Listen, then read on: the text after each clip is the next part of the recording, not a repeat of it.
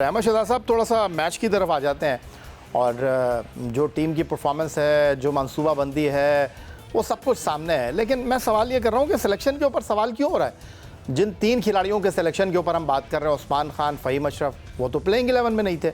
और जिस प्लेयर के ऊपर सबसे ज़्यादा तनकीद हो रही है, कल वो जो है वो मीडिया जोन में आए थे खुशदिल शाह साहब, और वो कह रहे थे यार खुदा की कसम खाकर मैं कह रहा हूँ कि मुझे तो पता ही नहीं, मुझे तो घर फ़ोन आया था और मेरी परफॉर्मेंस आप डोमेस्टिक क्रिकेट में देख लीजिए, मुझ पर इतनी तनकीद हो रही है, पर्ची कहा जा रहा है। मैं क्या कह सकता हूँ, मैं शायद अगले सीरीज़ में टीम में भी ना हो, लेकिन मैंने थोड़ी बोला कि यार आप मुझे रख लें, मुझे निकाल दें। तो ये खिलाड़ी के ख्यालात थे जिसने 49 गेंदों पर 65 रन बनाकर जो है वो पाकिस्तान टीम को 200 से ज़्यादा रन करने में मदद फराहम की। तो मुझे ये बताइए कि फिर सिलेक्शन में काहे को इतने सारे सवाल हो रहे हैं।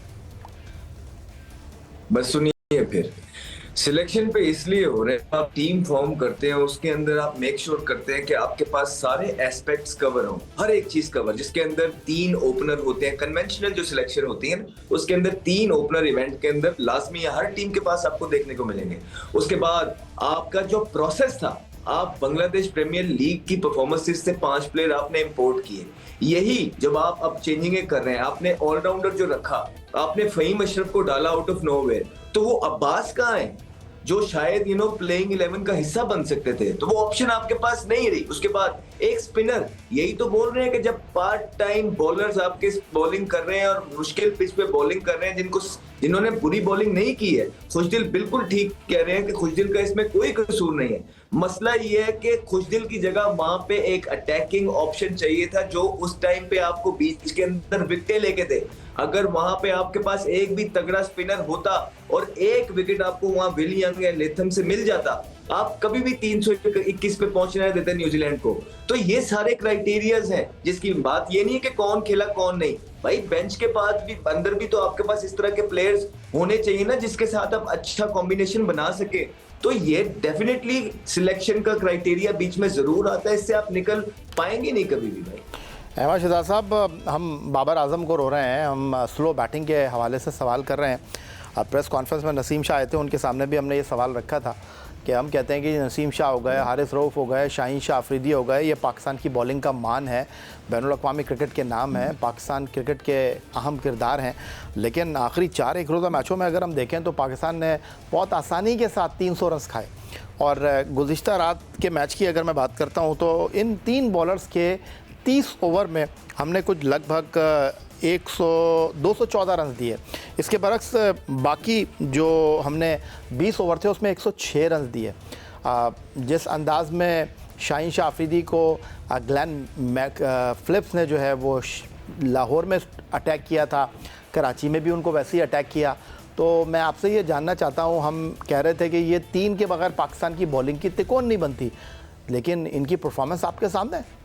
और हमारे ड्रेसिंग रूम में आकिब जावेद साहब हेड कोच और असिस्टेंट कोच अजहर महमूद दोनों बॉलर हैं, वो क्या बता रहे हैं फिर? जी सर, पहले तो यही बहुत बड़ा अलमिया है कि आपके जो कोचेस हैं वो कैसे लगते हैं, चाहे वो बॉलिंग कोच हैं, चाहे वो मेंटोर्स हैं, इनको लगाने का क्राइटेरिया है, किसके साथ क्या बात होती है, किसके कहने पे लगाया जाता है, किस वजह से लगाया जाता है, ये सारे क्राइटेरिया ही गलत है। उसके बाद पे तो चले कोचिंग वगैरह पे सारा बाद में आते हैं, आप प्लेयर्स की बात कर रहे हैं। सर हम भी तो यही कह रहे हैं आपको, हम और क्या कह रहे हैं। आप मैं बैठ के इस जियो के प्लेटफॉर्म से हमने लोगों को सब चीजें बता दी हैं। हर टूर्नामेंट की कहानी है ये, हर टूर्नामेंट में इनकी पिटाई हो रही होती है, हर टूर्नामेंट में हम यही बात कर रहे होते हैं, हर टूर्नामेंट में यही सारी चीजें, आखिरी ओवरों में 10 ओवरों में 100 स्कोर, लेकिन आपको खेलते हुए यही नजर आ रहे हैं। आपको यही बॉलर आप देखेंगे, पुराने बॉल पे शाहीन 134 पे बॉलिंग कर रहे हैं, वो यॉर्कर्स कंसिस्टेंट लग नहीं रहे। हारिस रऊफ़ के वही मसले जो है, 2 ओवर वो अच्छे करते हैं, उसके बाद बेवर्ड हो जाते हैं, उनके बाद बिल्कुल प्लान भूल जाते हैं और अंधाधुंध जोर लगाना स्टार्ट कर देते हैं और छिक्के खा रहे होते हैं वो।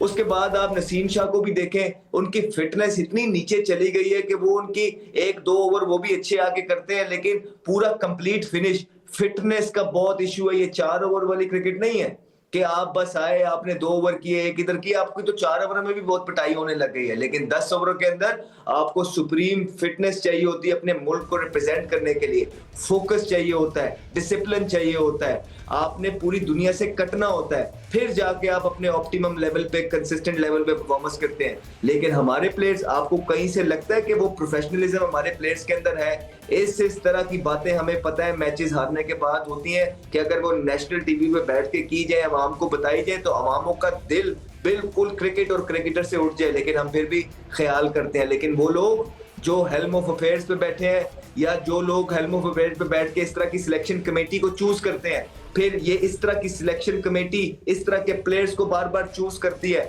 तो रिजल्ट किस तरह जो है डिफरेंस आ सकते हैं। देखिए, रिजल्ट तभी डिफरेंट होते हैं जब आप अपनी हिकमत अमली बदलें, जब आप अपने क्राइटेरिया चेंज करें, एक प्लानिंग लेके आए, जब आप सेम प्लेयर्स के अल्लाह इंशाल्लाह माशाल्लाह पे आप चीजें छोड़ देंगे और आप उम्मीद करेंगे कि हाँ यही प्लेयर आपको करके दे दे। 8 दफा ये उम्मीद आपने 7 इवेंट्स में लगाई है और 7 के 7 दफा जो है ना आपको इन 6-7 प्लेयरों ने मायूस किया है। तो इस दफा आप डिफरेंस कैसे, हम तो चाहते हैं कि डिफरेंस आ जाए, इंशाल्लाह ताला पाकिस्तान आईसीसी चैंपियंस ट्रॉफी जीत जाए, अभी भी कुछ नहीं बिगड़ा है, लेकिन ये स्टार्ट बहुत इंपॉर्टेंट था। और ये प्लेयर्स जो ट्राइड एंड टेस्टेड है, ये प्लेयर्स जो जवाब देते हैं सारी दुनिया को, ये प्लेयर्स जिनकी जो परफॉर्मेंसेस है ग्राउंड के अंदर वो जीरो है, लेकिन इनका एटीट्यूड लेवल वहां चले गए हुए हैं कि जिस तरह इनसे बड़ा कोई प्लेयर नहीं है। फिर जब इन लोगों पे तनकीद करते हैं, जब पाकिस्तान क्रिकेट पे तनकीद करते हैं, तो इन लोगों को बुरा लगता है। इन लोगों को बुरा लगता है कि सच्चाई, ये क्यों सच्चाई अवाम के आगे बयान कर रहे हैं ये लोग, चुप करके हमें खेलने दें।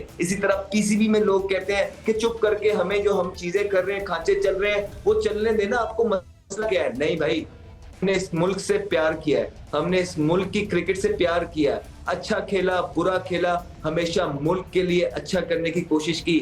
और जब इस तरह की परफॉर्मेंसेस, इस तरह के प्लेयर्स को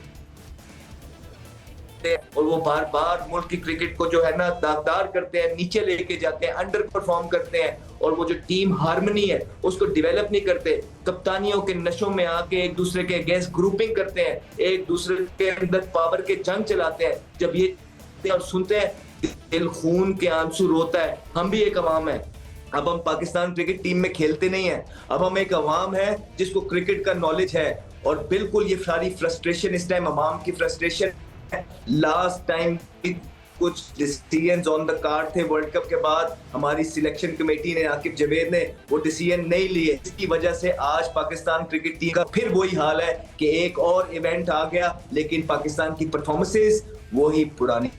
अहमद शहजाद साहब ने दरिया को कूजे में बंद करने की कोशिश की है, और जाते जाते मैं सिर्फ अहमद शहजाद साहब को यही कहूँगा, अहमद शहजाद साहब तो इधर उधर की ना बात कर, तो इधर उधर की ना बात कर, ये बता के काफिला क्यों लूटा, मुझे रहज़नों से गिला नहीं, मुझे रहबरी का सवाल है। तो बहुत कुछ कह दिया, ना कहते हुए भी अहमद शहजाद साहब ने